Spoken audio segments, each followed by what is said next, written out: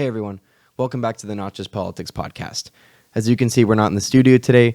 We are in Orlando, Florida for the BridgeUSA 2023 National Summit. I want to give a huge shout out to everyone on the national team that made this summit possible. It's been a blast, and it's been such a breath of fresh air to sit in a room full of people who share the idea that it is okay to agree to disagree. It's just been great. The following is a conversation with Jeremiah Cutright and Trevor Weinstock. They are members of the executive board at the BridgeUSA chapter at the University of Pittsburgh. We sat down for this wild last-minute episode to talk about politics, Jeremiah's book, The Energy Predicament, life, and more.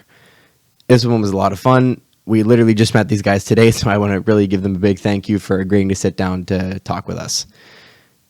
If you want to support the show, check out the page on the Say What Needs Saying Network and the links for our social medias in the description. Enjoy. You don't like malarkey? Huh? No, you said you had Biden sound bits. I feel like malarkey's the best one, you know? Oh, that one too? That's just my opinion. No, we are actually live. Oh, okay. What's this? He says folks a lot. He says malarkey. So. Huh? We're going to do Dead Space. Dead Space? Should we? Is that like just when Okay, yeah, we'll do a couple seconds of Dead Space and then we'll jump in. Oh, so we haven't started yet. Okay. Well, yeah, but we're just for editing purposes, we leave a little Dead Space. Okay. Are you going to like cut stuff out to make us look bad? That's what Jeremiah said would happen. I did not say that. Jeremiah's like, they're going to ruin our careers. No, I'm just kidding. I'm just I kidding. do hope that enough of what I've talked to you guys about today would make you think that I'm not going to do that. Although, if you were going to, you were very persuasive today to make us think that you weren't promise going you to. I'm not. I mean, Jeremiah never said that. I was just fucking. The only stuff that I've ever cut is stuff that's like actually unusable from we've only ever cut stuff that's unusable from like a production perspective. Yeah. Like, the audio is completely fucked. We have to cut That's it. To understandable. me, that's the way to do podcasts. Like, the less editing, the better, generally. I mean, there's some podcasts You want a that are more presenting, realistic like, setting, you know? Yeah, exactly. You don't want fake scripted. Does No. Tim Dillon edit his podcast much? Okay. I think I don't know. Welcome to the show, everybody. Oh, the show started. Okay. Okay. Let me read the script. Okay, listen. Okay. I'd love to say that I knew your last names, but that has because I met you guys this morning at the airport. Should we do some introductions? Yes. My name is Jeremiah Cutright. I recently wrote a book. The editors are working on it right now. It's ridiculous. They didn't get the citations right. And they're just working their time. It's going to take a while. But actually, never mind. Nobody understands. You know what? That's... Wait, this isn't real. He wrote a book. No, so my name is Jeremiah Curry, and I did. Wait a second. I did actually. I should not have called out but he's that. mocking me. No, I'm not mocking. I'm like... You actually did write a book. I did write a book, actually. It's a good book. I actually brought a copy with me because I had a feeling that Trevor would harass me about it. But I can bring out a copy. Can you show me a copy of this book? Yeah. So okay, for context, people watching the show, we met. Okay, we're in Orlando, Florida, for the 2023 BridgeUSA Summit. There we go. We woke up at 3 a.m. We flew to Pittsburgh International. yeah, take a look through it. 300 pages. Okay. I'll go over this in a second. I need to give. You can have that. Context. I can have this. You can have that. Yeah. Okay, hold on a second. Is it signed? Time out. Okay, wait. I'll sign it.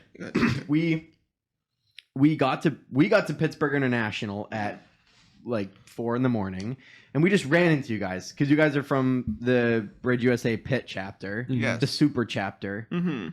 and now we're just recording a podcast Because we've been hanging out all day. Yeah. And we were like, I don't know if can I cuss on this? Of course. Yeah, we were just like, fuck it, you know. Yeah, well, because we wanted to get podcasting down here, and I texted Jack, and I was like, "You need to send me somebody." Yeah, Send me someone. And I was like, yeah, I mean, I'm always up for a good podcast. I mean, like when I called you, I was like, listen, I'm up for an hour, I'm up for 5 hours, whatever you want to do. Listen, the only 5-hour podcast I've seen was Lex Friedman. He did a 5-hour podcast. Yeah, he's done a few. I think Rogan's insane. done a few as And well. the reason I'm here is I pulled the shortest straw. So No, you were excited. I've never done a podcast before, so I'm excited about it. So I'm just That's messing. fun. Okay, so hold on a second. You actually wrote this book. Yep, that's right. That's right.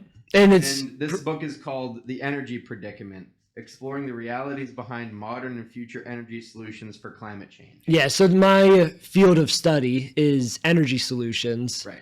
And I focus my the official folks can background. see. Yeah. There it is, folks. I hope that's in frame. I think it should be. That's it. So this is cool. You actually wrote like a whole. Yeah. So my official background is environmental studies, but I'm really focusing on energy. Gotcha. So I wrote that over the course of about 3 years. It's got like about 600 citations in the back of it.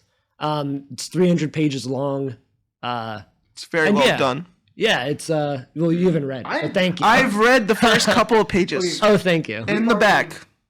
Jack literally already told me that like we're probably gonna end up doing some collaborations with you guys when we come back. Yeah, I think that'd be cool. We'll probably have at least, I mean, a repeat appearance on this show most likely. Because I just think you guys were so fun to hang out with today. We were just walking around downtown, or was it downtown Orlando? Yeah, right by the lake. We saw the big swan. Yeah. That swan, they might all just be that big. But yeah, did you see the big swan? I did. Yeah, their necks were as thick as my thighs. And that's not saying much. I don't have very thick thighs, but still. But that's a big neck. That's a big neck. I actually got a photo of two of them like wrapping their like necks around each other and it was forming a heart. Yeah. It was the coolest thing I've ever seen. Yeah. That's so sweet. Mm-hmm. Okay, we got off topic again, but I'm gonna read this. We can talk about as much as you want. I'd be happy to promote it. I'm gonna read this, and after I'm done reading it, I want you to come back on here.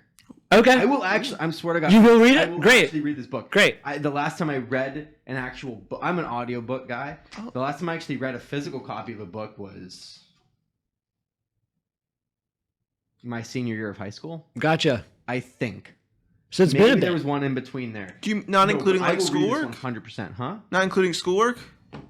No, I'll read the textbook. Okay, you just mean for fun. I didn't have to I didn't have to read any books for any of my classes. Yeah, like a novel. I didn't have to read like novels, right? Oh, that's what you're talking about. Okay, I was thinking textbooks like the same. Okay. No, I didn't have to read any novels for school. Mm-hmm. But okay, so hold on a second. Give me your positions on the Bridge chapter.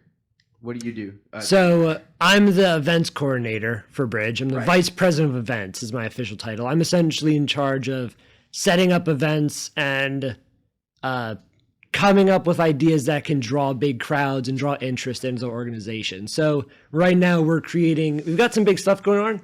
We've got this kind of cool mental health event coming up next week. Not kind of cool. I don't know, like very cool. Yeah, it'll be pretty cool. It'll be a collaboration between our club and 3 other mental health oriented clubs on campus. It'll be pretty cool. Should be like 50 people. We're thinking probably a bit less than that, honestly, maybe like 40 in that range. But the one I'm really excited about this semester, we're creating a debate between the college Republicans and college Democrats, and we booked the biggest room in the William Pitt units where all the events are held at Pitt.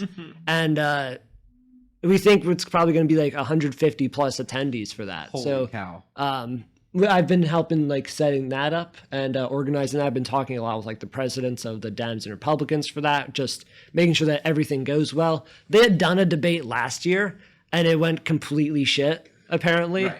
So we just want to do it ourselves. We're doing it right. We're going to moderate it, and it should be good. We're going to also do a Bridge the Gap event like we're going to do here this weekend, but we don't have as many plans concretely drawn up for That's farther down the line. That's April 5th is, I think, not currently scheduled, but our estimate of the date. Yeah, I think it's April 5th is going to be the Bridge the Gap, but the debate is going to be March 20th. That's already like set in stone. Mm-hmm. I love that Trevor still. First of all, wait, I told you to introduce yourself and you started by fucking with Jeremiah. Oh, yeah. This is Jeremiah. My name's Trevor. You were about to ask me, I thought, the position. So I was like, oh, man. So we never got your name. Oh, that's my bad. My name is Trevor Gabriel Weinstock. And It's probably a lie. What's bad about Gabriel? Middle name. That is my middle name. What's bad about my middle name? I don't know. You lied about your first and last name. I don't know what to tell you. You're the first guest to present their middle name on this show. I take that as a sincere compliment. Wait, but is this my name tag? Name tag? That's Gavin's. I'm gonna go get my name tag. I'll be right back. He's just thorough. You're just thorough. You gotta be specific, man. Awesome. Yeah. I can't tell if you're insulting or we don't want to mix you up with Trevor Lucas Weinstock. Exactly. Of course. In all honesty, I wasn't making fun of you. Gabriel's a cool middle name, but I was saying you're the first one that's ever dropped a middle name, which might have to be a new. You could also drop your social security number if you wanted. 248 1. No, I'm just kidding. What are the 3 digits on the back? 69. 3 digits on the back? Yeah. Of what? Like a debit card? Like what? The CV. The CV. CVC? CVC. I think that's a CVC. CVS? No, it is CVC. I think that's right. I think it's CVC. We're gonna get this right eventually. Yeah, it's something like it's that. It's not a CVS, and it's not a CVC. I think it is a CVC. It's a CVV, or it's a CVC. I said CVC. Like, that's what you said. Yeah, Yeah, CVC is right. I think yeah. it's CVC. Yeah, I think it's like, no. That's CVV also sounds right, but I'm pretty sure it's CVC. we could look, but I'm not going to. It's not really as That's totally entertaining. fine. Who gives it? Who cares? Okay, but anyway, so you are. I am the position. meeting manager, Meeting which manager, is gotcha. by far the greatest position there is. Gotcha. Without a doubt. Honestly. Yeah, are you the meeting manager? Yeah. There we go. Air high five, man. Boom. Okay. Bang. It's a tough job. It's a very fun job. I'm bad at it, but I'm also not terrible at it. No, I enjoy it very much. So what I basically do is for all of our discussions, I basically lead the meetings. So like last week, or in this past week, there was the Biden-Harris administration. We were talking about the Biden-Harris administration, and we were reviewing Biden's State of the Union. So different aspects that he was talking about, whether it's like unemployment, we're talking about that as a group. The Inflation Reduction Act, we're talking about that as a group, and I'm leading the meeting on all these different subjects. And over the years, over this past year, we've talked about like overpopulation. We talked about the Ukraine conflict. AI technology was a really big one. That was one of the That was a most big popular turnout, ones. actually. Yeah, because that was right around when ChatGPT was blowing up everything. Impeccable timing. I don't understand this. Impeccable timing. It's almost like we tried it. That concept horrifies me. Like Jeremiah introduced the concept to the board for the most part, and I was the only one scared by it. Everyone was like so chill It about was really funny He because loves it. Gavin loves it, and I'm very afraid. I use it on almost a daily basis because I'm trying to learn Python right now. And it's there you go. way better at teaching me Python than like the course I'm learning online. It teaches me how to use like algorithms on social media. Mm-hmm. Yeah. The best time to post, what hashtags do you Interesting. use. You can learn so much from it. It's a learning tool. It is a learning. Yeah. 100%. So And now I try to tell my professors that every time, and they're always like, nah, people are just gotta cheat. Yeah. Well, when the calculator came out, people were called lazy for using calculator instead of doing hand math. You know, it's going to be very similar to that. Exactly. That's in actually the an end. interesting way of looking at it. Yeah. See, I'll never use it because I'm just scared of the idea of it. But I was curious. I'm taking a propaganda misinformation course, and the professor actually said if you use ChatGPT for our like essay coming up, he will be able to detect it. Is that possible now? I don't know. I wasn't sure if he was telling the truth there or not. Depending on how much you use it. If you have it go through and write your whole essay without proofreading it, then yeah. Okay. If you go back and proofread it and like add your own thoughts to it, then it's a pass. Do we still consider that cheating though? I think it's cheating. This is a genuine like segment. We're talking about ChatGPT. I think it's cheating. I feel like that's cheating because even if you have it generate a half of your essay, that's still a half of your essay. Because it's only looking for keywords. Oh, for like the Right. okay. Because the ChatGPT uses specific words. So if you don't change those words, like that's where they're gonna pick up. I have a question about this, right? This might sound stupid, but I think it actually has some meaning to it. If you use ChatGPT to write whatever, some sort of college essay, I'm going to agree with you that that's cheating, but what is it like helping you cheat at? Like it's actually really, like practically speaking, when you're using these kinds of softwares, it's just removing most of the busy work is kind of how I see it. Is it? I guess You can still prompt it in the right ways and edit it yourself to form the argument you're trying to make. You still have to be able to formulate your own hypotheses. But and the arguments. point of the essay, you're still formulating those aspects of it? Because the point of the I essay think is for so. you to test your knowledge, or for the professor to test your knowledge on it, so- and write it out the best way you see best fit. I feel like using like GPT is just cheating in that regard. Here's an idea. If you use it for like topics instead of like just basic like I don't know, like brainstorming. It cuts time for that. Right. It gets rid of a lot of the bullshit that's involved. But then you're not the one Like, coming up point with of the like brainstorming is supposed brainstorms. to- Yeah, I think if you have the arguments formulated, we're AI experts over here. Of We are course, the yeah. experts. We are the foremost experts in AI. Yeah, yeah. Call me Lex Friedman. And yeah, I don't get that reference. if you formulate all the arguments in your brain, and then you have ChatGPT put them onto paper, I guess that's not really cheating, but it still feels like you didn't still. I don't know. Think about it this way. Let me put out a analogous situation. Okay, you have the first cavemen, okay? They're just kind of like rolling around in the mud, not really knowing what they're doing. One day they find a dead deer, they kill a deer or something, right? These cavemen, they try to skin the deer to get to the meat, but they have no tools yet at this point. So they're just trying to rip the skin apart with his hands. One caveman is a little smart and he picks up a sharp rock and starts cutting off the skin, okay? He's just removing most of the busy work. They still have to know how to get the meat out of the animal. They still have to know how to process it. He's just removing the vast majority of energy, of the unnecessary steps, you might even say, to get to what you're really trying to get to, which is the meat in that situation. In the same way, a calculator is just removing a lot of the busy work to get to the answer you want, but you still have to know how to do the mathematical formulas to use a calculator. You need to know how to talk to the AI. And you need to know how to talk to the AI, but even more importantly, I think you still need to know how to create arguments and how to understand what you should even respond to properly. Like if you have a World War II class and a professor asks you to write a critique on Hitler's ideologies in Mein Kampf, for example, ChatGPT can definitely surf Mein Kampf and like understand the general critiques of that. But you as the student are still responsible for understanding what your professor is looking for you to understand based on what you've talked in class. And it's your responsibility to understand the types of arguments they're expecting you to be able to produce based on how they're trying to teach you to be a historian. I think it's kind of hard to conceptualize because I feel like what's different about ChatGPT is that it's taking it from the purely analytical realm where like calculators and most technology is to more subjectivity. Things are becoming subjective, so there's a lot more room for error, frankly, but also just creativity at the same time. So that's where it gets a little different from the rest of technology. But in principle, I don't see it much different than, like I said, calculators I think is a good example. It's just allowing you to focus on what's really trying to be examined and not have to worry as much about the busy work. That's how I see it.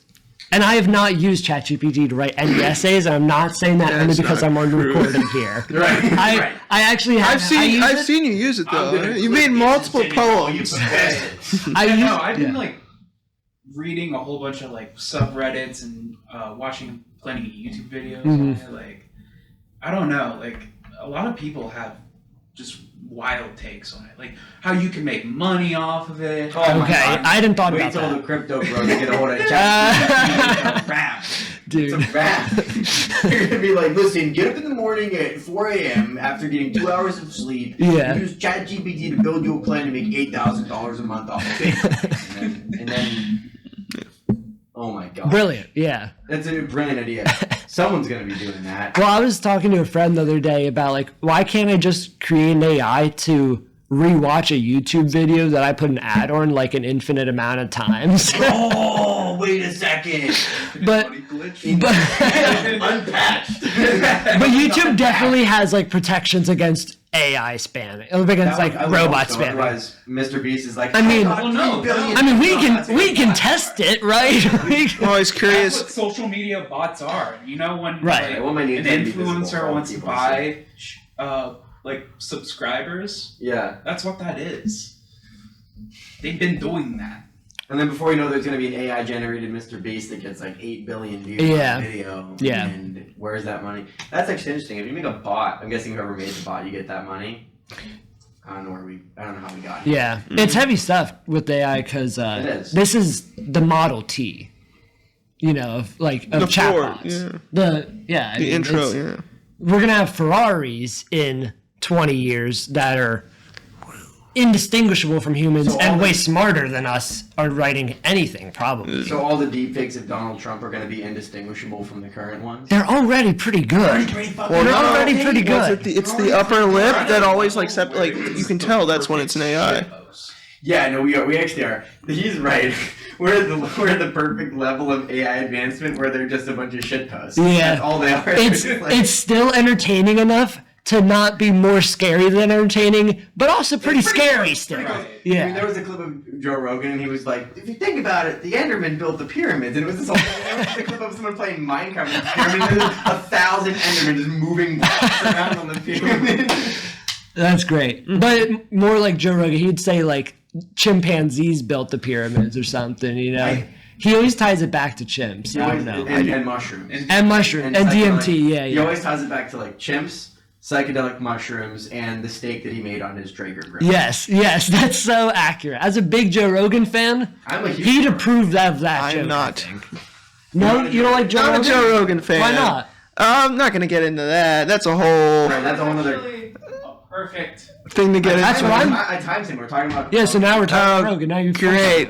You know what? I think we should talk about America. The topic today, that was fun, right? You know who's a big patriot in America? Joe Rogan. Is he? I don't know. I don't watch it. I'm genuinely just curious. Are you just like, you just don't want to get into, you don't want to open up? Well, I think it's just, I watched like 2 of his interviews, which I liked, were the Bernie Sanders one. It's a good one. Yes, it's very, and the Robert Downey Jr. one. Like, those are the only 2 I've watched. You don't like that one? Well, I don't, you keep talking. Well, those are the 2 I like. Those are the ones that were like trending the most, those are the ones people were talking about the most. And I like it's a normal discussion, but he's sort of changed a little bit in the recent years since the pandemic has started in ways that I don't really appreciate as like, so, and I was never a big fan of his to begin with. I'm also not a big podcast guy. I don't really. Yeah. So. But now you're on one. Yeah. That's crazy. Yeah. That's crazy. When you have a lot of free time, So. A lot of free time, dude. It's like 10 at night. It's 10 at night when we're. I do want to clarify. I have only slept, I think, an hour in the last. Oh, never mind. That's totally fine. Oh, okay. I've only slept an hour in the last like 40 hours. So. Yeah. No, actually, legitimately speaking, I have now been up for 39 hours straight right now. That's awesome. And I feel like I'm holding it together pretty well, The fact that you're sitting here having this conversation is pretty incredible. He was screaming into a pillow earlier today. That's not true. Again, disinformation. I'm holding it together. This is not true. That's what was happening. Don't even believe his middle name. Microphone levels over Sorry here. about that. I'm a good actor. You gotta replicate the material. So. I'm trying to play I'm trying to make sure you guys are all leveled out here. Anyway. Sorry. Okay. So, all right, we don't have to talk about Rogan if you don't want to. No, we'll jump past that. Okay. What did you guys think of the summit today? Very informative. Yeah, I liked it. I'm gonna toot my own horn here, but I thought I had like a good comment to like end the summit out almost. When we were doing the Brave, what is it? Braver Angels debate. Yeah. And I basically made the point that even though there were a bunch of opinions that disagreed with each other, the topic for, should I explain like the topic for people who don't know? The topic was, what was the sample question was, is America the greatest country in the world? Yeah. There was a name for what that was. They called it like so you could give an argument that was in support or against it, essentially. Yeah. And they apparently reached out to students and they pre-prepared speeches, like little intros. Some of them, and then they let it go to us. I think it was only the first 4 that were prepared. It was. Yeah. Yes. Which I had no idea ahead of time, so I didn't know if they randomly selected people or how that was handled. I thought that first dude was freestyling that, and I was like, this is insane. No, as soon as I'm looking at his phone and I was like, did he write this in the 3 minutes that he knew the prompts? I thought the same thing I asked you about. I was like, there's no way that you could have written that. No, there's just no way. Yeah. He did a great job, and then someone asked him a question, and then his response to that question was, America has the most potential to be the greatest country. Yeah, well, that's kind of what I was going to say. Yeah. So how I was one of the last people to just comment on the whole event, and I basically said, even though you had a lot of these people who were disagreeing with each other, sometimes pretty vigorously, it never got nasty, but pretty notably. Mm-hmm. I don't think anybody said that they had lost faith in like Americans or the American ideology. Yeah. And I thought that was like a really, interesting point. Thing. Yeah, I mean, like even if we're kind of fucked up or if we're in the process of fucking it up, we can unfuck it a little bit. And I think that's like a really important thing. Like a triple fuck. It's kind of like Star Wars almost, but like when you lose hope, you really do lose everything. Yeah, I think so. It's like Star Wars, what? Yeah, I mean that's episode 4 is like a new hope. They're gaining. But then episode 3 comes before episode 4. Yeah, that's when they lose all the hope. Precisely. Okay. They're like in Star Wars. There is So is still America hope. the Jedi's, or is America? I'm not taking it that literally. I like Star Wars. So I'm trying to think. I didn't know the can of worms Who I would was you opening up. consider there. like the Sith Lords of our country, and who would be the Jedi's? You're the Sith Lord of this country. The Sith Lord of this podcast. Yeah, that's damn right. Sorry. Jesus. No, but my point is that as long as you have hope, you can still try to fix a system. Yeah. Absolutely. Well, I thought it was.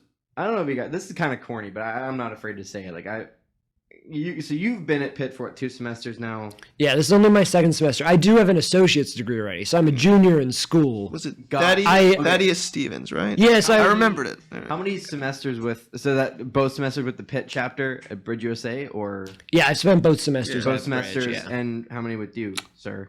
At Pitt or for Bridge or for both? At Bridge with the Pitt. At Pitt with the Bridge chapter. So I'm trying to think because this is my second year. Mm-hmm. I met the VP Alex Weaver. He's a really nice guy. I think in a comparative politics class, and he recommended it to me because we would talk a lot about politics. And I came the next year and I loved it. So yeah, so I've been now in it. This is my 4th semester in Bridge, Right. and I'm Second a junior, semester so this as is a my board 6th member. semester in college. 4th semester. Wow. Yeah. Okay. So like we just started our chapter, and Point Park is a very progressive school, and I always make this like it's not the problem that it's progressive, it's the problem that they don't seem inclined to like provide another point of view for their students. And I just it's funny, like I've barely started and I'm already kind of tired of it. Yeah. Just all the bias from professors and the snarky comments from students and the stuff on social media. Today was the biggest fresh air ever. It's really nice to be around people who disagree with you, but agree that it's okay to disagree and even productive to disagree, as opposed to people who think that disagreement is, like you're a Nazi if you disagree with them. You're, Kind of. I think literal a communist if you. How dare you? I think Manu says it best when it comes down to it, because he's like the point of Bridge is to bring people from both political aisles together, allow for an open dialogue. You know what I mean? So because we're living in a time that's very partisan. We watched the State of the Union when talking about it. You have people yelling over Biden. If you go back at the Trump administration, the same thing was happening. If you look back to like the Obama administration, this one guy yelled, "You lied" during the State of the Union. And Bridge is just trying to make sure there's more bipartisan connections. So, and it really leaves you open to both sides. Point Park has not done the best job based on what you've told me about that. And I think Bridge is a good stepping stone to allow for that kind of dialogue. Yeah, totally. Did you guys watch the State of the Union address? Yes. Yeah, I did. All right, so I watched about 5 minutes and then I turned it off because it made me. I couldn't sit through it. I forced myself to watch the past few, and I've never harassed someone for not watching them because I wish I didn't watch them. It's good. It's good. All it seems like to me is just a chance for the president to like flex what he like claims to have done, and it's just it doesn't matter who's the president or what party has control of Congress or anything. It's the president goes up, he says, "We did X." And his party stands up, go, "Woo, yes, good job." Whoa, that's a bunch of malarkey. and the other party's like, And he's like, "And you know what? And they're holding us back from doing it more." And his party again stands up to go, "Woo!" I mean, genuinely, how do all these fucking 80-year-olds stand up and sit down so many times in a row? fantastic. I'm gonna just They have better leg muscles than I They do. must be lizard people. I'm kidding. Listen, He's on to something. he's on to something. It's like He's not on to isn't that a something, South Park episode? Love South Park. But what was I gonna say? Just make any random point that everyone would agree with. Also, I don't know. Just like, I Everyone think claps. that, I think we shouldn't murder people. We can all agree on that, right? Can I meant we? like something. Here we go. I mean, all the State of are the you Union pro death penalty? Oh, Ooh, wow. This is okay. We just took a. That was a turn. good like transition there. Oh wow. And can I preface something real quick here? This is an interesting question to me too, because my stance on the death penalty has recently been shaken by some readings I've been I've doing. never actually talked to you about death penalty. Something. Yeah, yeah. I honestly, I don't know. It's tough. Yeah, because I just. Let's see, Gavin. What's your opinion on the death penalty? Death penalty? Mm-hmm. I don't think I've come to a conclusion. I don't think I have on that either. yet. Like, I'm very, like, I don't know. Like, I feel like we shouldn't have it, but then, like, the worst human alive, like, could exist. Mhm. He could have Hitler, for example. Hitler. Yeah. Hitler. Nobody had a problem Okay. with killing Hitler, Yeah. right? If Hitler, yeah, I mean, I if was Hitler reading- had lived and been put on the Nuremberg trials, I imagine they would have probably given him the death penalty. Yes, Easy absolutely. one. I was reading an article actually about this because we're talking about the worst people imaginable. About when John Kerry ran for president in 2004. He was heavily against the death penalty until after 9/11. Then he changed his tune on that Wow. based on what was going on there. Obviously, it's some of the worst people you can imagine that perpetrated that act. And he actually changed his mind on that. Wow. So it's like those worst people that can really change your focus on that issue. Yeah, that's one that I've surrendered an opinion on because I don't know. It's so. What's going on here? I don't even know. My mic is like really low and I'm this far away, and then you guys are like a foot away, and you guys are like always like way higher than I am. You can actually see the volumes. No, there. I can't. I think I was turned lower than I thought I was, but either way, yeah. I don't know. That's kind of the one that I've surrendered an opinion on because this is my opinion. I'm just like I just throw my hands up in the air. Yeah, right. You just don't. But it's a situational thing. Like, But here's like to hone in on that even, that's kind of what's so great about the bridge community to me. Yeah. Because people are totally open to being like, dude, I just don't know. that's me on a lot of stuff. It's me. I was telling Trevor about this at like, I don't know, 4 a.m. yesterday because we were trying to catch the plane. So we were talking about this in the car over to catch our flight. I try really hard. I really do try to live by this. I try to not have any like solid set opinions on things that I couldn't immediately write a 2,000 word essay about if you just like question me about it on the spot. I don't know if It's not. I'm at the 2,000 word essay I part. But, like, know. that's I'm the- more of a 3,000 word kind of guy. Yeah, right. That's, But, you know, I'm that's assuming, are like- you like This 4,000? guy. That's the point like I aspire to reach at least, you know, like Right. I'm human. I obviously like have my own biases and stuff, but so if I can't, you know, if I think to myself like, yeah, I can't really justify it like that in depth, I kind of just try to default to like, I guess I just don't know, and that's okay. That's me on a lot of stuff. Yeah. There are very few opinions where I'd walk into a discussion like that and I would, not that I want to pick a side, but you know what I mean? I would know exactly where I stand. Yeah. Not that I'm set in that, but yeah, that happens very few times with me. It's like free speech is one of them probably. I could probably do a 2,000 word essay. 2,000 words is a lot of words. Are you like a free speech absolutist? Is that No. Oh, okay. No. A free speech Marxist? I don't know. No. So I don't even know what think- that means. I think this is where I've been recently. I draw the line at if you're doxing people, if you're actually violating the law and committing a crime, Yeah. then yeah, you have to have consequences for that. Right. Like, that is obviously a situation where if you leak somebody's private address, Like they were talking about today at the summit. right? Yeah. That's illegal. Yeah. You've committed a crime. But but the hate speech stuff is very blurry to me because who gets to decide it? Right.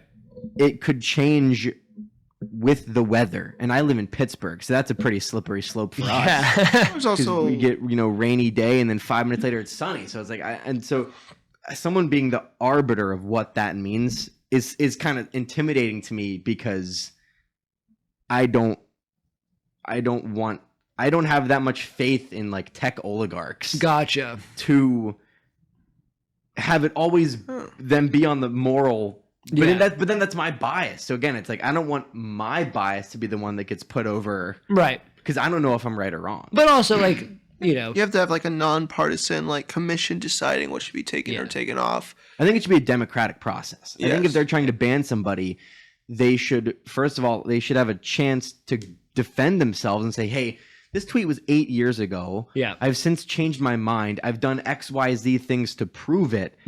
And then the people should be allowed to decide that. right. But there's so many tweets out there that would have to be going Just through this realistically, I process.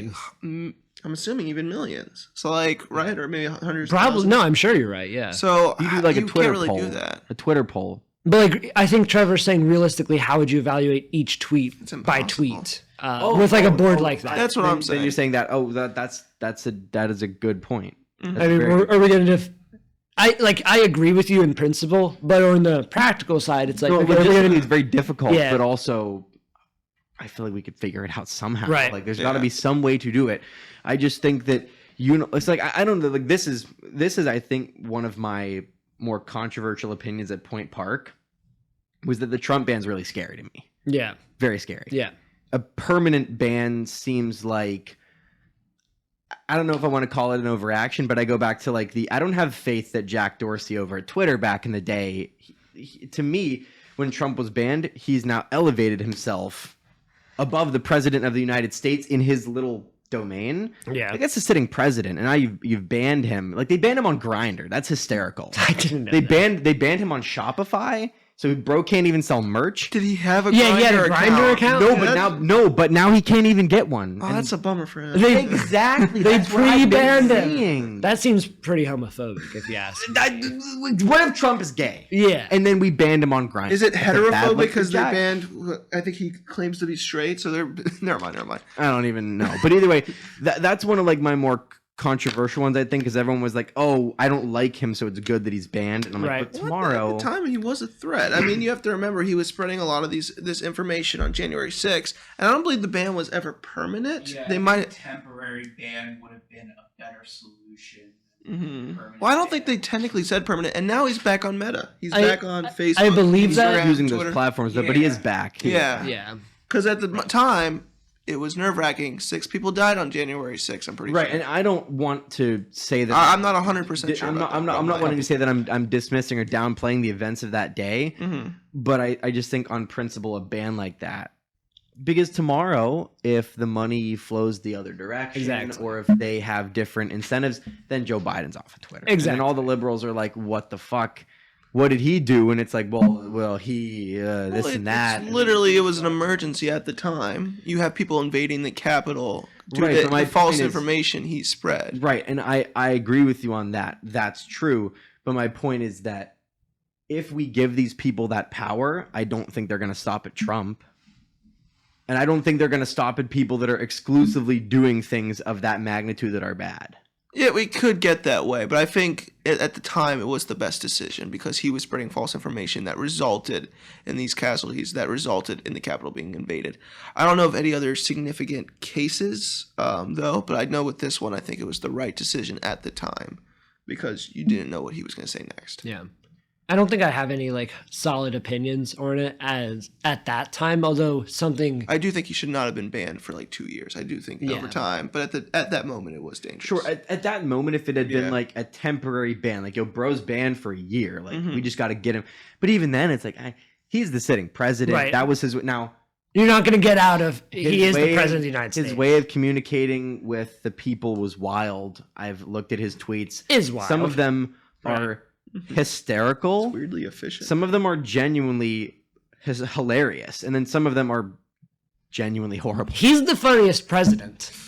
Oh, I think George W. Bush was pretty funny. Never get fooled again. That was George Bush. Fool me once, shame on you. The fool can't be shamed again. I think that's what he said. Is that what he said? So we're gonna have. And then J. Cole sampled that and made it so good. It's hilarious. It wasn't.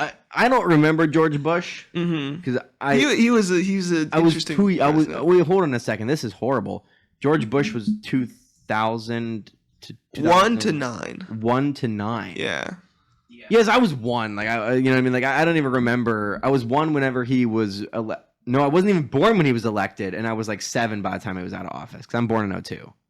Yeah, I was born right after. Yeah. Well, Obama came into office in 2008, right? 2009. He was elected in 2008. Oh, okay. So technically, the elections every 4 years, and then they get inaugurated the following. You know, whoever the next president, they're not going to go into office until technically January of 2025. Yeah. There's a whole process, and like the electorates vote technically in December. It's like Yeah. But I don't remember Bush. I don't. I remember Trump though, and Trump's funny. Yeah.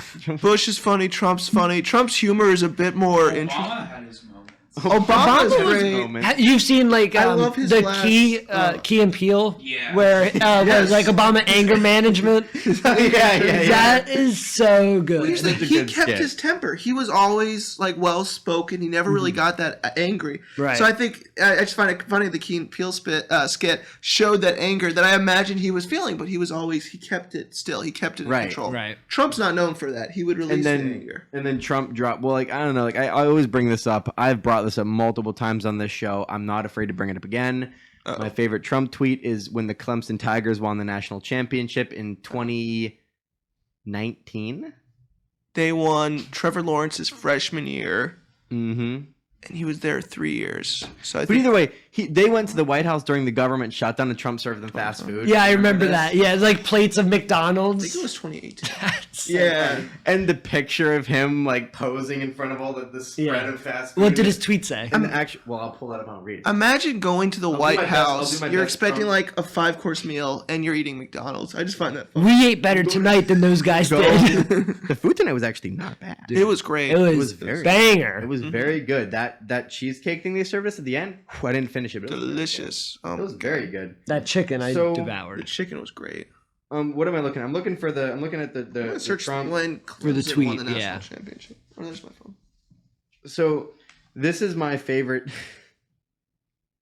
First of all, I'm just gonna pass my phone over so you guys can really remember the photo. Yeah, right. Okay. We have to relive this moment.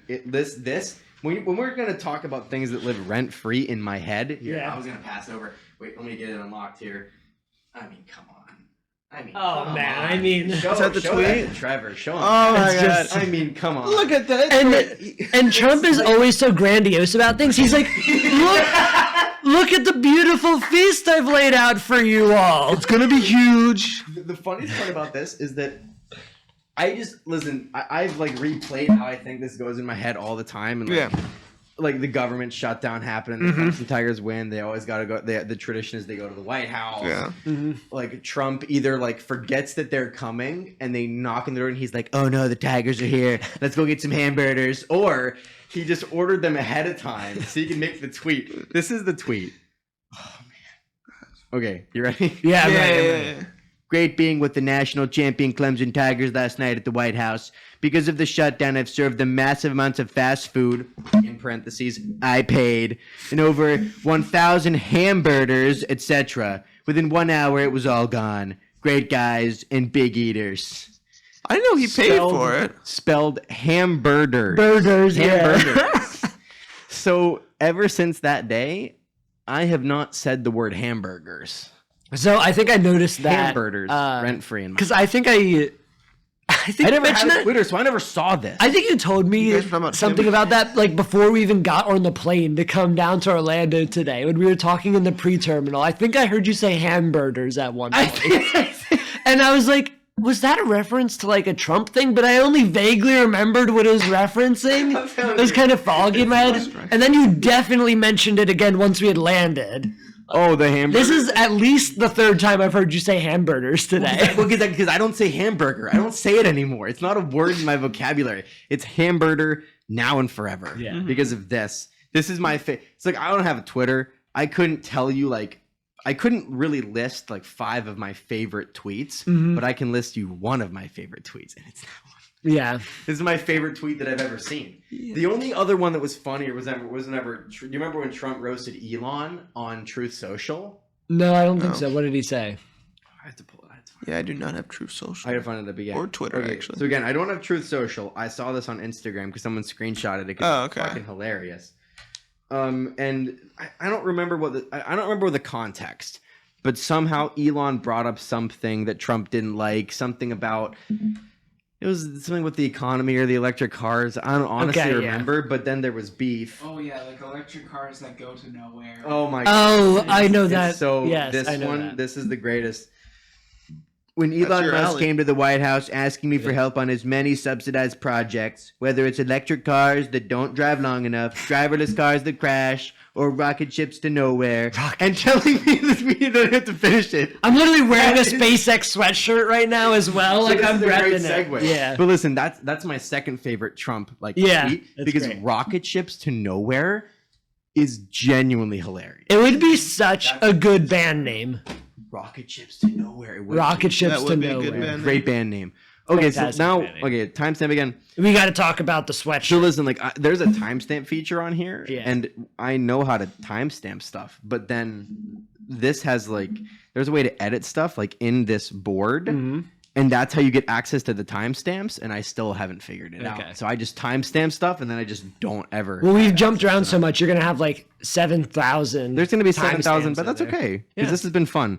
Okay, we got to talk. So the first thing I saw before I knew your name or who you were. Literally the first thing you said to me, I saw think. this guy at the airport wearing an Occupy Mars hoodie, and Should I I thought, give the camera? and I thought, yeah, show the people, and I thought that's just hysterical because I'm a little bit of an Elon. I would consider myself a bit of an Elon fan, and I'm not going to go to Mars, but I'm not opposed to it. But that's just, it's great because like it's sort of like a meme and it's not at the same time. I take it deathly serious. Deadly serious. So Deadly break this serious. down for Yeah, me. I never- We talked about this a little bit at like breakfast, lunch. A little bit, yeah, We did so- while Trevor was completing a side quest, I think, Yes. over at the stadium. Yeah. This guy. You got a tour. When you're in a city, I try to see as much as possible. But never mind, that's a side. Big main character energy. Thank you. See, I respect it too, but But we turned around and you were just gone. Yeah. I said I was heading out. Here. I told you that I was heading out. You Said did, same. but here's what happened. Okay, we were, first of all, we'll get back to the Mars in just 1 second. Yes. Okay? Yeah. But this needs explaining because this was hilarious. It's not that funny. There was. This is where. Honestly, kind of funny. It's Hold kind on. funny. Let's where I got the play hat. it out Can you again wear- and see how funny it really was. Can you wear the okay? hand for the rest of the show? Of course. Well, I'll wear it for part of the show. Yeah. Okay. It's great. The magic sucks. So we're like already in this part of Orlando where we really don't even know where we are. We're just kind of wandering around. So more or all of less. us wanted food except for like him. Yeah. And Yeah. we were like, let's pick a spot to go to get food, and then we'll Uber there, eat,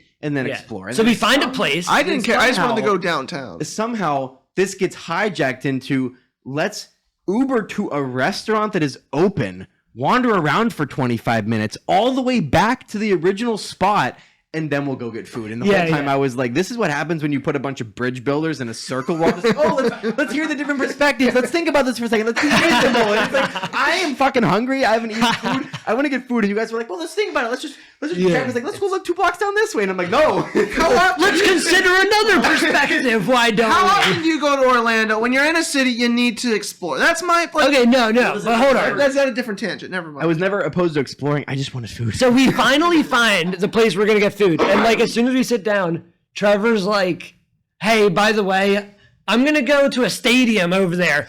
He says this to only me in one not saying sentence the to whole me, story. and then he walks off. He just goes, and I don't see him for like an hour. And I call him, and I'm like, "Hey, where are you at?" And he's like, "Oh yeah, I'm buying like a giant foam finger." I collect them. You know, they're cool. But I will You say, collect them. here's the thing. We already ate before they were eating. We ate at a crepe we ate place. crepes. That's true. That is true. And then we met up with you guys again. Or you actually ate a crepe too, right? And a creep too. Yeah. So we met up with Gavin and Crepes are Mackenzie good. and Good crepes. they were good. They were very good I crepes. got They were the very good. Very good avocado spot. feta cheese one. You know, I haven't had a crepe in years, but it was good. My dad makes crepes and they're fine. My mom makes them.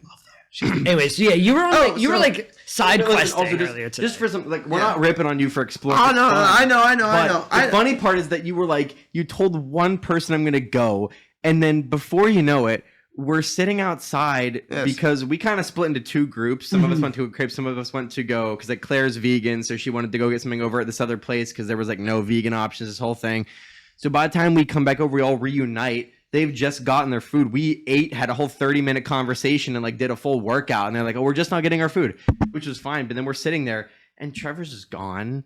And Gavin's like, he must be doing his side quest. It's fun. You know what I did? I walked over to the stadium. I took a bunch of photos. It's a beautiful stadium. Orlando Magic. I have no doubt. The team sucks, but it's a beautiful stadium. A homeless guy weirdly followed me for like 5 minutes. The Florida man. Wait, what? Oh, The Florida man. He wasn't at a Waffle House though. So Well, that's where they spawn, and then they wander out at night. We and then talked about by that. the I love time- Florida. By I'm the time just they're in the morning. but no, yeah. So like I just. But You I guys was want to at go the to Waffle store. House after this? I would love to go to Waffle House. No. I'm just kidding. I'm going to bed. Yeah, I'm going to bed. Oh, not now. I told you Trust we were me. for a long time. But real talk tomorrow. It's an hour 40 now, so I'm definitely going to bed after this. But we need to go to Waffle House before this trip is over. Sure. There's not a Waffle House in Pittsburgh. There's not. That's ridiculous. I'll be able to join you guys because I'm going to UCF after. Yeah. Little figures. You guys go. Is there one at the airport? No, I don't think so. Oh. No. Actually, we would have. I want to talk about. We never got to this hoodie. I want to talk about Mars here The Mars thing. because I do take this seriously. Yeah, no, I love this. Tell me about it. So, I'm an environmentalist. I think I made that like fairly clear. You wrote a book about it, Yeah. which is dope. And my books even. Hold on. Let me restart. Okay. I've been updating my philosophy on a pretty consistent basis. So even though that book's now like about a year old, I published it May 2022. My philosophy has changed even since then. I'm very much more humanist, I would say, in that book than I am now. Now I'm more I'm definitely a humanist, which ties into space again, but also just for the purpose of like life in itself. Like I think that humans are probably the best chance to ensure that life carries on. You know, like what if a meteor hits the Earth? Yeah, Elon talks about the multi-planet civilization thing. Yeah, exactly. So I actually kind of see occupying another planet, even though it would just be humans, as like the ultimate environmentalist position. Because if we don't, and some cataclysm happens here on Earth, like, you know, and it could be we nuke ourselves, it could be an asteroid, it could be supervolcanoes, bioweapons, AI, who knows? All of them at once, perhaps? All of them at once, perhaps. These things do feed off each other, potentially. We need a backup plan, right? And if we don't have a backup plan, say everything dies on Earth, that, as far as we know, there's no aliens out there, right? Yeah. That's not just that humanity got wiped out. That's that all life got wiped out in the universe. That's like the greatest tragedy ever to happen. Not just for humans. Or at least life in our galaxy as we perceive it. Yeah. I mean, we don't know life of anywhere else in the universe. It's probably out there, right? Statistically speaking, it's probably out there. But we don't have any proof that it is right now. I took a class on this last 2 semesters ago. There was a class that was called "Are We Alone? The Search for Life in the Universe," and it was like NSETI, like you talked about SETI and all that. Yeah, stuff, and it was all based on like the Fermi paradox, and that kind of thing. And I was super like, yeah, there's got to be aliens out there. Yeah, I talk about the Fermi paradox in that book as well. That's fire. Yeah, it's in the conclusion, I think. But like, I was super set on like, oh, I think there are aliens. There has to be. There's no way there's not, because the universe is too big. It's ever expanding. It's too big of a data set. It's too big of potential. Right. But I think after that class, I'm more in the mindset of, I'm sure they existed or they will exist, but the chances of their civilization overlapping our civilization with the distance they would have to travel and the technology they would have to have and the technology we would have to have and the chances that we don't blow ourselves up before that happens, we're talking about 2 incredibly small pieces of time that have to overlap in the billions of years that the universe has been around. So I'm sure aliens are out there, but I'm not actually so sure now that we'll ever see them. Right. It's true. And so the thing with occupying Mars is essentially just that it's not even like for humans, as Elon usually puts it forward. Like we need a backup plan is pretty much how he frames it. And I like that framing. It's a backup plan, not just for humans, but for life. Right. You know, for like, I mean, it would quite literally be the greatest tragedy ever that we would know. If all intelligent. Is he like the futuristic Noah? It is. It is actually. No, it is a lot like Noah's Ark. I mean, we're getting pretty close to being able to resurrect like woolly mammoths today. We have woolly mammoth DNA. There's projects there's projects looking at working on that right now. Yeah, they're looking at using Asian elephants as surrogates for woolly mammoths. Yeah, really. We could actually be bringing back extinct animals within the next like 50 years. This is very plausible. Definitely. So think about it this way. I gotta put my mic down. Assumably, a Martian colony would have the same amount of technology as we would here on Earth, potentially even more sophisticated technology because they're in such an extreme conditions. Potentially less, but I find that unlikely. There's an infinite amount of I mean, the universe is ever expanding due to the Big Bang Theory. Like, you have no idea whether... I'm talking about just a Martian colony. Yeah, right. But they could be less advanced than us. They could be, like, years behind us. If there's, like, an identical, like, version of Earth far... I don't know. I'm talking about, like, if we set up another colony on Mars, the Martians that we put there... Oh, never mind. Will have the same amount of technology as we do. So they would actually be called Martians. That would actually be the... Maybe. I mean, if someone's born on Mars, they're a Martian. Here's an idea. Okay, if we become a multi-planet civilization and our civilization carries on for thousands of years, and there are people that are born on Mars, raised on Mars, carry on their lineage on Mars, at some point does our DNA actually become different, and we actually are sort of like not like a subspecies in terms of like superiority, but just like scientifically we speciate. We speciate. Yeah. So that's actually crazy, because that means that in the far future, if that happens, there actually could be like, oh, where were you born? Because that's like what kind of human you are. Not only is there no reason to think that we wouldn't speciate, there's reasons to think that we'd speciate even faster on other planets because the conditions are so different that evolution would be trying to catch up. So, for example, astronauts have this notorious problem when they're in the International Space Station, where if they stay up there for too long, they come back down, they can't even walk for a few days after. Bone density. Bone density decreases. Yeah. So Mars's gravity is only like 1/3 that of Earth's. So Martians' bones are going to have to develop in different ways. There's actually concerns about how we would give birth as well on Mars. Oh, yeah, because that's a lot of stress. Birth relies a lot on gravity as well. So one of the concepts that's crazy. I've heard about these Martian cities is that you would kind of build like a donut-shaped, like, rotating sphere where it would mimic Earth's gravity. That's, kind of like how, like, out in space, like a theory is like you rotate it like an object, you can like recreate Earth's gravity. I don't know that you can do that on Mars, because it's easy in space because you're not really being pulled in any direction. Like on Earth, you're being pulled towards the ground. On Mars, if you do that, you're always going to be pulled towards the ground still. I don't know how you would form that geometry so that it would work on Mars, because you'd have to be spinning. Mars have less gravity than Earth? Yeah. So Mars is. Let me get this right. Mars is about 1/2 the diameter of Earth, but because of geometry, essentially, as you like, it's 1/2 the diameter, but that actually means it's only 1/3 the gravity. Right. Because of volume, how it grows exponentially per unit size. So it's a big problem. It's actually like a huge problem. And they only have 1% the atmosphere on Earth. Right. There's essentially no atmosphere, and that's why it's so cold. That's why Elon wanted. Isn't there like a problem with solar radiation? There's a huge problem with solar radiation. So we, the very first people who go to live on Mars may live in caves. Yeah, you'd have to. Yeah, there's other things we could build our structures and just cover our homes in dirt and kind of like make them into caves or something. We just have to insulate them somehow. But living in like caves, more specifically like lava tubes, where just like big lava flows had gone through and now they're empty and just like they're kind of actually like perfect for making homes in. Yeah. The same thing on Mars, the moon. We have the same problem. You're just so exposed to radiation from the sun. It really makes the surface inhospitable. For even if it had like an atmosphere and stuff, if the surface was still that radioactive, life is going to be really hard just because of how radioactive it is. I mean, it essentially sterilizes the surface. Which is really funny, because I hear people make the argument of like, oh, this is just rich people getting away from the planet. Like, and Elon's like, yo, y'all understand that this is going to be hell.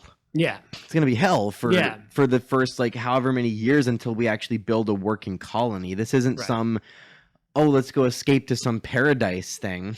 And it's probably a one-way trip for the first few people that go. Yeah. It's probably a one-way trip. Yeah.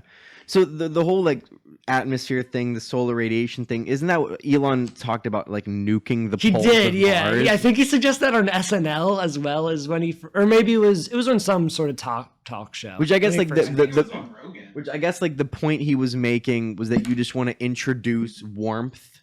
So here's how it works. It wasn't on Rogan, but he did talk about it on Rogan. Was it a tweet? It may have been No, a tweet he first. was on Colbert. I think it was Colbert. He was on Colbert. I think it was He Colbert's was like, right "How do we part. heat up Mars?" And he was like, "Eh." But he's talked about it many times. Short so- way. It's like hard to So the idea works like this, essentially. Okay, so there, like I said, Mars only has Are we one getting a noise complaint? Are we being? Yeah, okay. Mars only Carry has on. 1% the atmosphere of Earth, like I said. Mhm. And there's no flowing water on Right. Mars' surface. However, which water is important for life, as we all understand. However, there is a lot of water in the form of ice. Mhm. So Mars has ice caps in the North and South Pole, just like Earth does still. So Elon's idea was to nuke the shit out of the ice caps to turn all the ice into water vapor. Water vapor is a pretty potent greenhouse gas, which would create a new atmosphere and warm the planet, like we're Right. doing on Earth with CO2. Because Mars is very cold. Mars is extremely cold because Mars is farther from the sun than the Earth is. Yeah. So you would need to introduce warmth and create an artificial. Right. And actually, atmosphere. Mars is about, you may want to fact check this, but Mars is about twice, Water in the fridge over there. Mars is about You guys want twice water? the distance. Oh, I got I'll take water. water. Oh, only one left.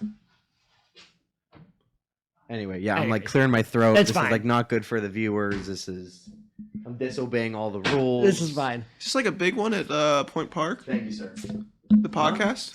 No, I mean we get our most viewed episode has like 70 something views. Nice. Ooh. That's Yeah, good. so not Is that not, like all on not too YouTube or shabby. like? All on YouTube, yeah. Nice. Oh, okay. Who did you interview for that one? So that one was with he actually is the guy that runs our student conduct office. Shout out Angelo. He runs the student conduct office. He's also running the sports podcasting class that I'm taking. And he has a music podcast called Spinning Thoughts, which is like he founded. It's like he interviews bands, and it's actually a decently big podcast. So I think we got a little bit of audience overlap on that one, but he's like one of my favorite people to talk to. He's super cool. But so there was that one. How long ago did you guys start? Like third week into our first semester of this. So like Like a little, like now, like a year and a half, roughly. no, so not even. You that. said your first semester, like your No, so- freshman year. No, I shouldn't have said first semester. Oh. Last semester. Oh, 3 okay, weeks I into remember. last semester. So Okay. we're in season 2. We only have, I think, we had 9 episodes in season 1, and we're 2 in now. We have a third one in the pipeline, and then this will be episode 4. Awesome. Okay. Yeah. Should I finish explaining Yeah, how yeah, this yeah. works? Oh yeah, no, sorry, I didn't mean to. We just No, it's fine, it's tangents, fine. But Love Mars. I think I was talking about nuking ice. nuking the ice caps to introduce warmth and to Yeah, create an so to artificial melt the atmosphere. ice to create an artificial atmosphere, essentially. And Mars is about twice the distance from the sun as the Earth is. Yeah. It's kind of like a general rule of thumb. You see when you look at the planets in our solar system, you have the sun, and then you have Mercury, Venus, Earth, Mars, blah, blah, blah. What they don't tell you in school is that each planet you go is actually about twice the distance from the sun as the planet before it. So Venus is about twice as far from the sun as Mercury is. Earth is about twice as far from the sun as Venus is, and so on. Okay. It's not like completely consistent with all the planets, but a general rule of thumb is that's true. So Mars is super cold in part because it's just so far from It's very far the sun. away. Yeah. Yeah. So you really need a strong atmosphere with a lot of water vapor or CO2 to create a greenhouse gas effect where you can warm the planet. How many years does that take? A long time. During So- our lifespans or no? Not really, no. So here's the problem with Elon's idea with nuking the ice caps. It really wouldn't work. So how I'm not serious was he about this idea? condoning this idea. Yeah. But it would be fun. It would be kind of fun. I would watch it if it was live streamed on Twitch or on YouTube. Yeah. I would watch it. He was kind of serious about it, and he kind of proposed it also as a way just to like reduce our own nuclear stockpiles. That's honestly not a terrible Yeah. idea. But like people ran the calculations because we can, we understand like about how thick the ice caps are and about how much energy it would take to melt them. And we just don't have enough nukes actually. It actually requires way more energy than you would think to melt all that ice. Oh, yeah, they're probably huge. Yeah, I mean, think of like trying to melt Antarctica with nukes. That's essentially what's happening here, right? Yeah. So we gave up on the idea. Also, additionally, it would just further irradiate the surface of Mars, which is already insanely radioactive. So you're not necessarily helping that problem out either. Right. But so the idea now is if we're going to do this, we just position a big mirror in space right on top of the ice caps, and it beams the light that it reflects off from the sun into the ice. So it's kind of like a Dyson sphere. It's like a laser way. So there's a mirror in space orbiting Mars. Light from the sun comes in, hits the mirror. The light bounces back or into the ice on Mars, and that heat melts the ice. And that's faster than... No. It would take... It's just more sustainable. It's more plausible, I would say. Okay. Is it possible they could do multiple mirrors? Yeah, sure. You can scale it up however big you want, but however you do this, it's going to take hundreds of years probably. So if we're going to live on Mars, we have to figure out how to do it before it's made habitable for us. We have to go there before we make it like Earth. And the first 3 or 4 generations are just going to live in pretty much orange, dusty, radiated coldness. Essentially, yeah. Have you watched The Martian? Just like that. I love The Martian. Martian's a great movie. I heard it was like the clay that had to be over the. They don't have clay over the sculptures there, or not clay, but like the actual like Mars stone. Like, yeah, they don't. But like I said, I mean, I know it's fictional. It's a movie. It's I know. How scientifically accurate was that movie? I had heard that it was fairly accurate. I haven't seen it in a while, so I should probably go back and watch it. It is a great movie. He got nominated for an Oscar for it. Yeah. But I mean, is this no? He actually did for that one. This isn't like Morbius got Best Picture. Morbius did not get Best Picture. What are you talking about? Oh my god, this guy. This fucking gaslighting me again. He has low standards if he thinks Morbius should I've been gaslit by this guy so many times today about Morbius. Seriously, we've had at least 5 conversations about Morbius. You know what I'm happy though with Oscars? Angela Bassett got nominated for Best Supporting Actress for Black Panther 2. Oh really? Yeah, I didn't see it. Okay, but no, I love The Martian. It's a great movie. Yeah. Okay, wait a minute. This is something I wanted to talk about because this is interesting. You had brought up like the Big Bang Theory. Universe is constantly expanding. When you first said that, I thought you were talking about the show. I was like, no, not the show. Where do you guys sit on the existence of a god? I'm a fairly secular person, although I wouldn't consider myself atheist. Okay. For the sole reason that I can't prove it or disprove it. Right. You can try to disprove it, and actually you can disprove some types of things like from Christianity. So for example, there have been a lot of studies on if prayer actually does help people heal from being sick. Right. So you can empirically test this, right? You can look at like a bunch of people who have cancer and you can have a bunch of people pray for some of the cancer patients and not pray for the other ones. And you can see if the people who got prayed for tend to get better or not. And as you'd pretty much expect, there's really no evidence that prayer does anything. Right. So you can disprove that prayer actually does anything. That doesn't disprove God as an idea still. Right. So, I remain pretty neutral on it, I guess, just because I can't have an opinion. It's hard to without any evidence. Yeah. You kind of the same way. I think that's an interesting point. Yeah. But you do believe in God, right? I am Jewish. I do believe in God. So I believe in God. Yeah, I do. I believe in God. I'm just not the biggest fan of talking about religion, but it is something. I didn't mean to you about it a lot because you do find the topic a little interesting. I do have this one hot quote once when I called religion the quote biggest I disagree scam with ever this heavily. pulled. I didn't mean to bring that up if you don't want to talk about it. No, it's good. It's good. I was laughing for a while because that quote, I do find funny. So. I want to know what your thoughts are on it. So I was raised Roman Catholic. My parents were Roman Catholic. Producer Gavin getting us content. No, so I was raised Roman Catholic. Yeah. My parents weren't super. So my dad was raised very super conservative Christian family. My mom's mother was Lutheran. I was raised Lutheran. My mom's father was Roman Catholic. So there was religion present in both of their lives, and when I was younger, I think it was sort of grandma and grandpa want to know that you boys are going to church, so we're going to go to church every Sunday, that kind of thing. And I didn't really give it much thought. It was just kind of a thing that we did. I was taught how to pray, and I was taught how to do all those things, and it wasn't really a thing that I'd thought about that much. And then I I remember one time I was talking to my brother when we were young, and like somehow the conversation came up, and he was like, "I don't believe in God," and I was like, "What are you talking about? Like, you don't believe in him?" I was like, "I believe in him. He's not like front and center in my table. Like, we don't even believe in him." Like, that was my first introduction to like atheism, and I'd never like experienced that before. But I don't know. After a certain point, I sort of realized as I got older that there is sort of a comfort in believing that there is a God and like praying and that kind of thing. It's not necessarily like I have data and evidence to prove that this is real, but just to kind of keep myself out of nihilism. You know, like the people that are like, "Oh, what's the point? None of it matters," that kind of thing.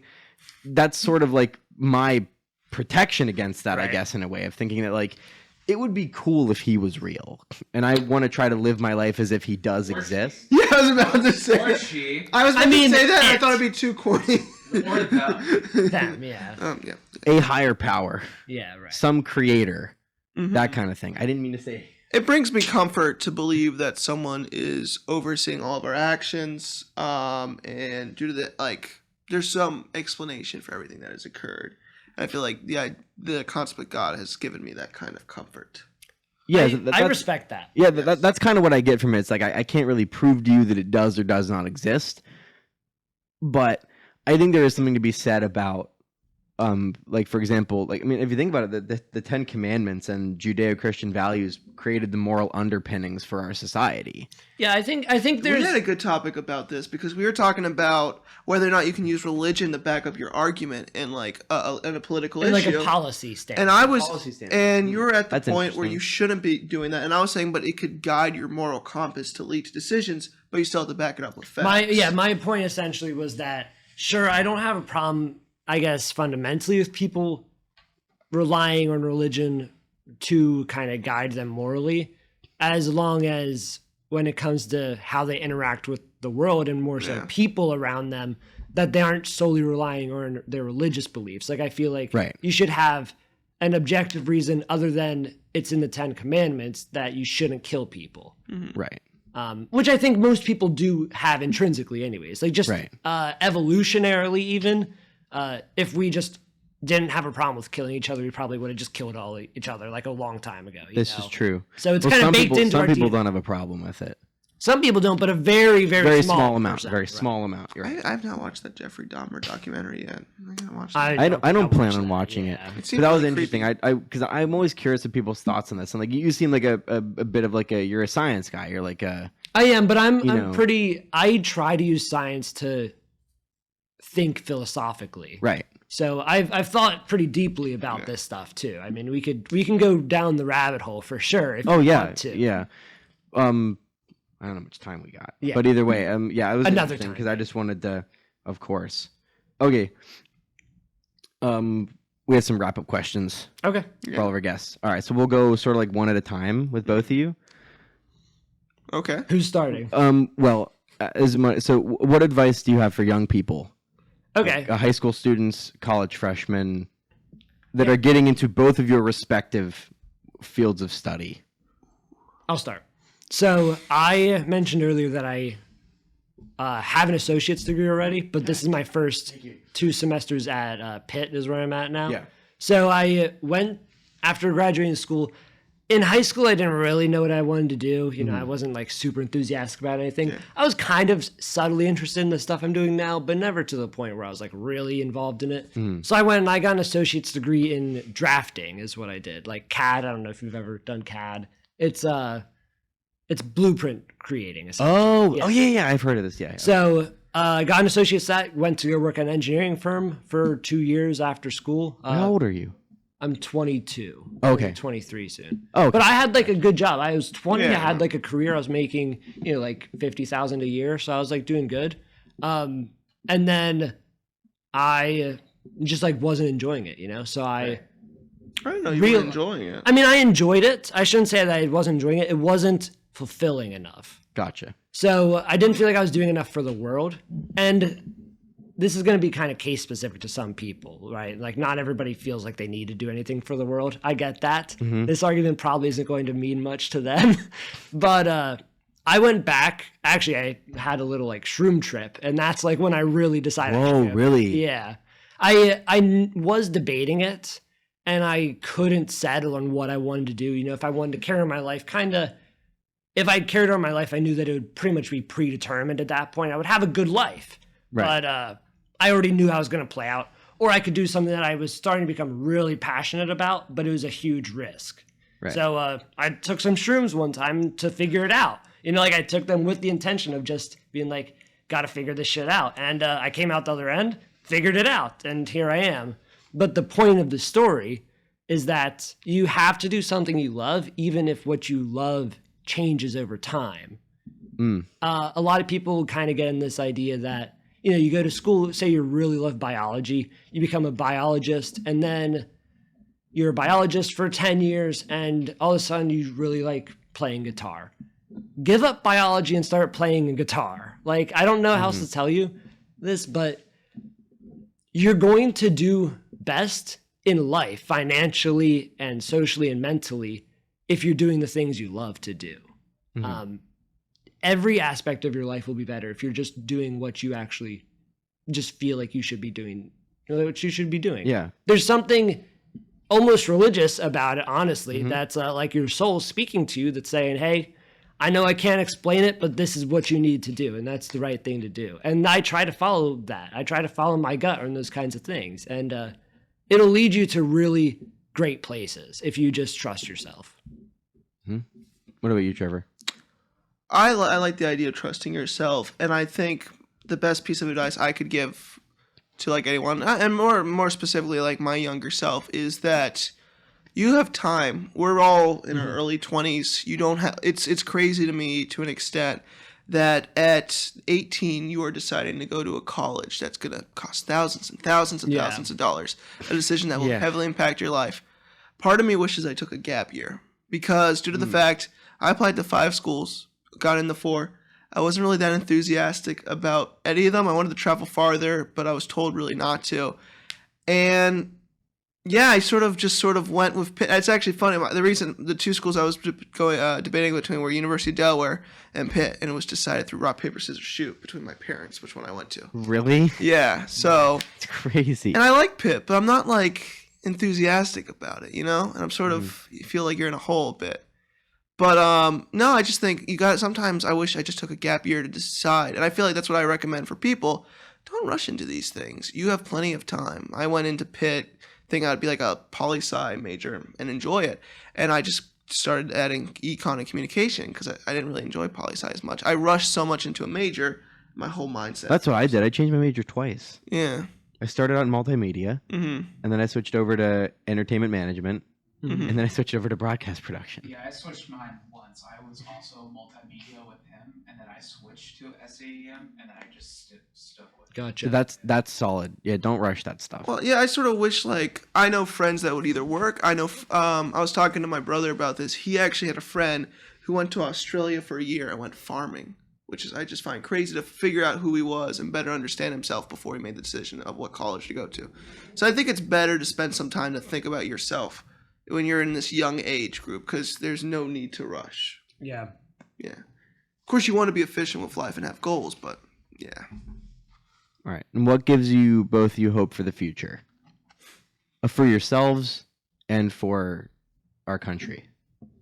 For myself, I would say other people give me hope for the future, if that makes sense. I know this is this is reminiscent of what I was saying earlier, how we ended the bridge discussion about how there's hope. Doing a full loop, man. Yeah, exactly. Just that hope exists kind of gives me hope in itself.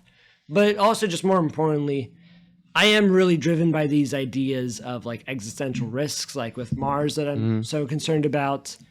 And for me, it's when I'm working in these spaces with people who are really thinking like 30,000 feet up in the air, trying to analyze how we can mitigate these really big risks, you know, hundreds or thousands of years into the future for humanity even.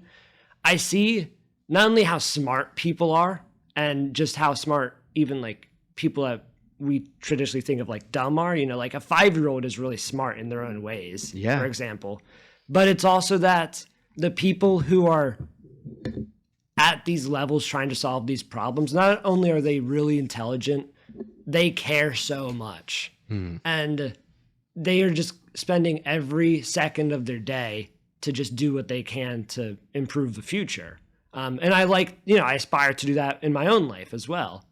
And I just would never bet against someone who literally gives 100% of their energy. I know Joe Rogan has, maybe it was Jocko Willink actually that quoted this, but it's like most people think they've reached their limit when they're only at like 40% of their limit. Yeah. But when you just keep on pushing yourself like that, and we have hundreds of people around the world pushing themselves like that every day, on these tough problems, I just don't see how you could be pessimistic about that. And additionally, just looking at history, this is the most prosperous time in all of human history. To ever be alive. This is the best time to ever be alive. Even if you're in the poorest countries today, you can look at one of my favorite stats to look at. Sorry if this is a little bit of a ramble, but one of my favorite stats to look at is caloric intake, okay? Because you can measure like wealth and life expectancy and all these things, but at the end of the day, like people just need to eat. So if you compare like how much people in like Ethiopia today eat compared to like France over history, some of the poorest people in Africa today eat more calories than the people in the richest countries did from just like a couple hundred years ago. Wow. Yeah. I mean, the progress is astounding. It is. And I can't bet against 2,000 years of that progress, especially the past 500 years, really, with the Industrial Revolution. So I just see hope everywhere, I guess is what I'm saying. And I don't see any reason to bet against it. What about you, Trevor? What was the question? Just what gives you What hope? gives you hope, for the future? Joe Biden. Yikes. No, it's what gives me hope for the future. That's a pretty hard question. I believe seeing others that are working hard and trying their best in life. I've sort of lost hope over the years, but it's hard to have a positive outlook on society. I mean, I understand your perspective where we're like the best it's ever been. I was watching a TV show, White Lotus, recently that was talking about these two characters. It was Portia, and I forget the guy's name, but they were talking about Portia, this character who's great in the show. She was talking about how, we're at its worst right now. There's so much inequality. There's such a huge wage gap. There's terrible issues that are impacting every single one of us. And the other character was talking about how fortunate we are to be in this time. And like the calorie intake thing is an interesting aspect because I'm taking an international analysis course, and that's one of the first things he talked about when talking about development over the years. He was comparing like how like calories will impact your brain development itself, allowing you to be smart. That's actually an interesting thing. There's this thing called the Flynn effect, which is that humans are actually getting smarter. Like IQ measuring, we're getting smarter on average every decade at a pretty astounding rate, actually. Really? Yeah, most of it's just because for most of human history, we literally didn't have enough food to properly develop our brains. Wow, so now we're starting But now we're at the point where we have more food than we need, and our brains can actually fully develop. For most of human history, we haven't even been fully developed. And now we're only reaching that point right around. Kind of makes sense of why that's kind of like how Elon Musk came about, because it seems like this guy is just exponentially smarter than like so many. I mean, I'm sure you had like the Albert Einsteins and you had those people, but right. But even Albert Einstein, so I believe Albert Einstein's IQ was like 140, I think is what. You have to also adjust to with the times. I know you were so, talking about right, how so that's IQ tests have changed. Yeah. So IQ tests, by definition, 100 is the 50th percentile. That's like the average. But because humans are getting smarter, we have to keep recalibrating IQ tests. So an Albert Einstein IQ of 140 back in like 1950 is actually only equivalent to like an IQ of 110 today. Really? A huge amount of us are literally as smart as Einstein. You have to think, there's a few factors here, right? A, there's just like socially things. I'm not saying that everybody could figure out like E equals MC squared the same way that Einstein did, but just IQ wise, a huge percentage of the population today is that smart. Okay? At least a much larger percent than was back then. And also we just have more resources. The reason we don't, it may not seem like everyone is an Einstein, it's just because the problems are way harder today as well. We've solved all the easy problems today. I mean, if you think about it this way, a I mean, maybe not socially, but that's a whole nother thing. But think about it this way, like Einstein helped a little bit with nuclear weapons. That was kind of like the big, hard problem at the day. Yeah.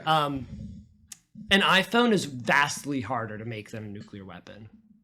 I would imagine so, yeah. You know, like even the transistors. I mean, a nuclear weapon is more or less just smashing two rocks together at a really high speed.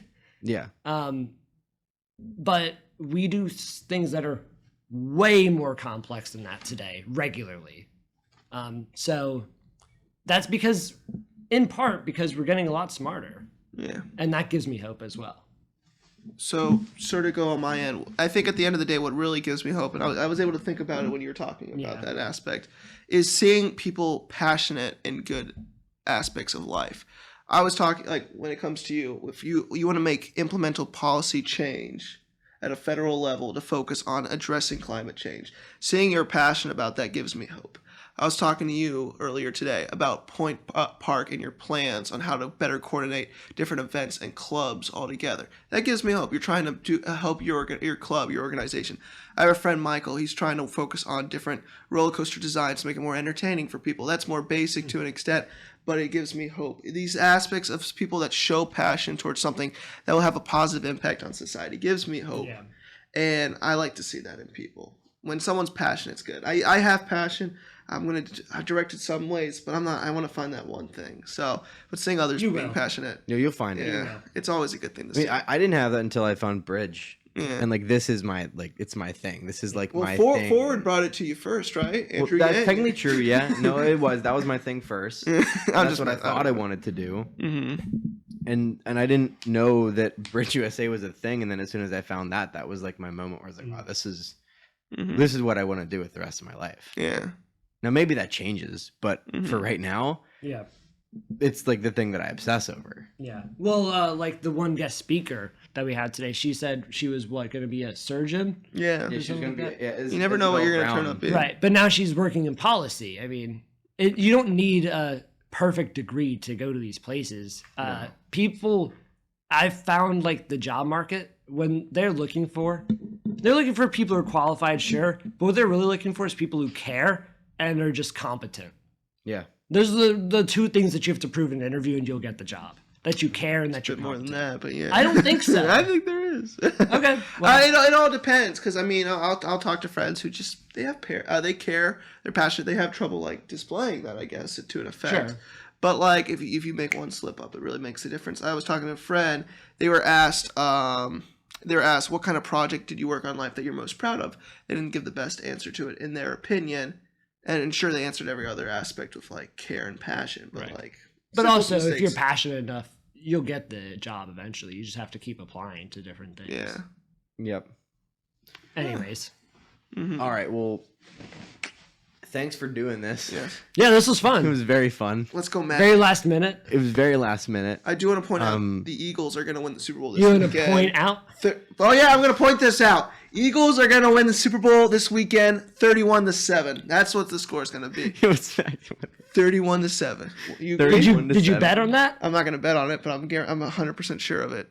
Patrick Mahomes. He rigged the election. Jalen Hurts all the way. Jason Kelsey's He great. rigged the Super Bowl. No. I saw he this did. game where it was like they leaked the Super Bowl script and it was like who wins the game. Who won in the script? Who won in the script? I have to pull it up real quick. But wasn't it Oh my like God. an NFL player was memeing about it? They've all been how it making started? fun of I saw one that was like a tweet Yeah. that they edited the date on the tweet to make it be like from Okay. 2013, and it was Fly, like, dude, the next 10 Eagles, Super Bowls, fly. and it was like they were like he's The got the road ball to right. Nice. victory.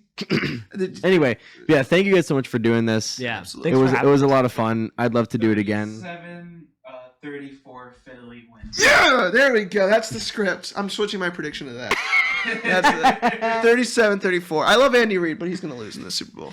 Keep up the great work at Pitt. Yeah. I was talking to Jack. We're gonna collaborate with you guys on something. Yeah. We're gonna try to do a Brave Angels debate. Well, you guys are so close. We're I so mean, close. We might we'll as just, well. We'll just walk. We'll just Yeah. walk over there. It'll take us 20 minutes to walk over, and You mean like Galvin and him are very close, or? yeah, Yeah, dude, we're- physically. yeah, dude. They're in Physically, fucking dude, Pittsburgh. I was All the joking. I meant time. like his friend. They're Right, a bad right. joke. Yeah. But I yeah, wish thanks, we were guys. so close. Yeah, this was He's just been trying to end this podcast for like 5 minutes now. Probably more than that because I was rambling for a long time. No, that I was giving my whole wanted that subject, part. and you were talking about did. calorie brains. You're giving me shit, man. I just wanted the Eagles to win. Dude, That's all I asked go for. do another side That quest. gives Get me out of here. passion. The Eagles winning. What is your next side quest that you're gonna? Okay, we can't get into that. Yeah, okay. Bye, everybody. Super Bowl Sunday.